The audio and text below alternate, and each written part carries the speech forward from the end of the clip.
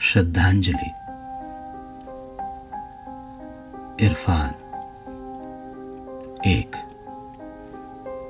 उसकी आंखें कभी तो बहुत बड़ी लगती थी और कभी बहुत छोटी।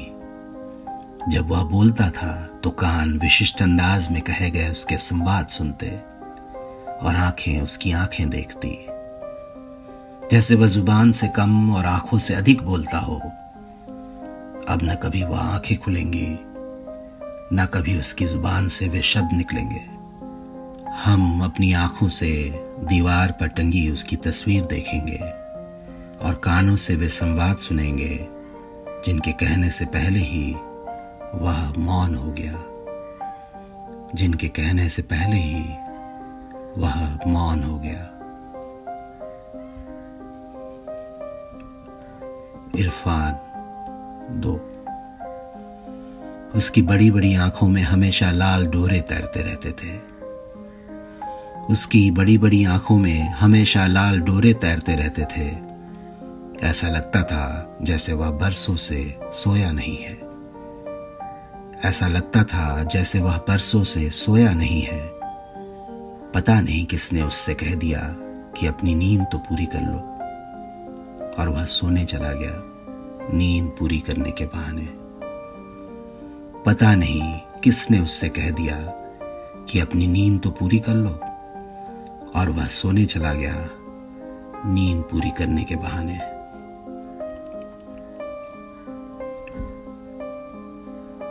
इरफान। 3। मां के पांवों के नीचे जन्नत होती है।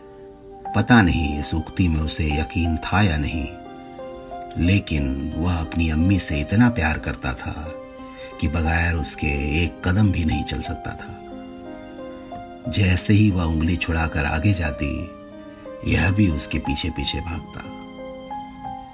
अभी परसों ही तो वह अपनी उंगली छुड़ाकर बेटे से आगे चली गई।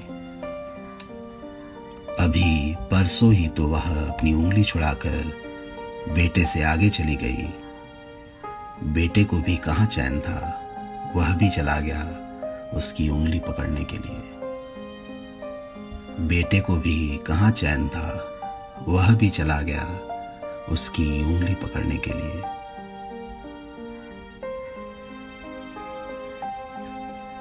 इरफान।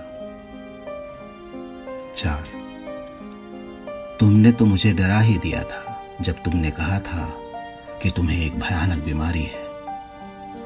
जैसे कि रात में सांप का नाम नहीं लेते, तुम भी उस बीमारी का नाम नहीं लेना चाहते थे।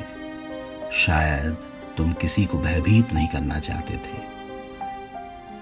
तुमने मृत्यु के दरवाजे पर जाकर उसे परास्त किया, खारिज कर दी अंधे विश्वासों से भरी तमाम अर्जियां। तुमने मृत्यु के दरवाजे पर जाकर उसे परास्त किया, खारिज कर दी अंधे विश्वासों से भरी तमाम अर्जियां। फिर ऐसा कैसे हुआ? फिर ऐसा कैसे हुआ जब तुमने उसका नाम नहीं लिया? क्यों तुम उसकी भेंट चढ़ गए?